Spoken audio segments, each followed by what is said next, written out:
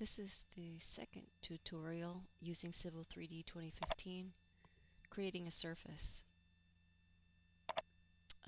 What you see in the graphics window should be familiar. I'm ensuring that I'm on layer 1. I can turn off the scan, it's no longer necessary. I know the basic parameters and I've traced all the objects I need. I can turn off the site boundary. I'll explain that while I'm going to make 0 the active layer. I'm going to turn off a few more of the original landscape layers.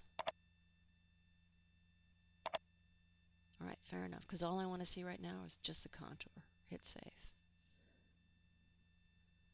So in the Prospector tab of the tool space, I don't need to see properties anymore. I can turn that off. You can see that there's a variety of things I can make, but I need to make a surface. Right mouse click on surface. Change the name. I'm going to call it existing surface.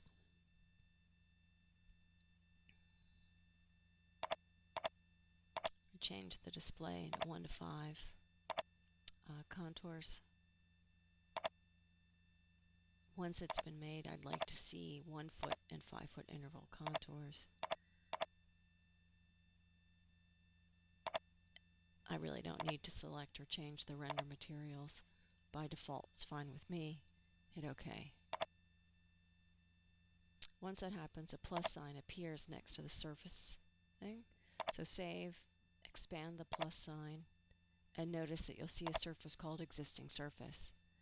Well, I have to define it, and I can use any one of those, any combination of the items below to create my surface. But most importantly, I'm going to use the contours because I went through the pain and trouble of making polylines with z-heights. I call these existing contours. I'm going to accept the defaults, and I'm going to use a crossing window to cross all of my contours. Great. Now, once that happens, you see that green boundary. So that's the sort of the extent or limit of the surface that I've created. So it's been made, but I need to check to make sure that both our sloping plane and all the 4 corners of the site are within that surface. And you know from the previous video that I created 4 2-point objects at the northwest and southeast. I'm going to add these point objects to the surface.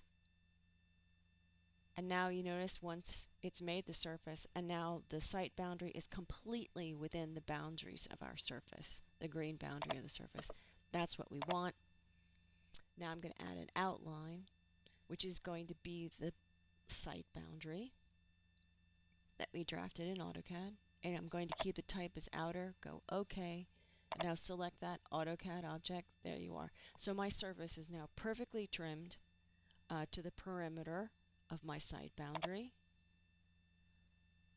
And I can turn off the existing site layer. So now the existing site, and I can turn off the existing contours, hopefully, eventually. Save the file. Now, there we are, existing surface. It's been defined from a break. It includes boundaries, contours, and drawing objects. So all of these objects, or potentially all of them. So boundaries, break lines, drawing objects. So here's the thing, I want to control the display, and I need to do that from the Settings tab.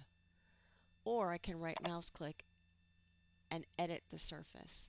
Using the display section, I can turn on or turn off certain display types associated with my surface. And I'll just tumble this for you simply. It's not very attractive. It looks like a tissue hanging in the air. I can pan or zoom extents. And there you can see this simple 3D surface. Twist it or tumble it more. Or pivot.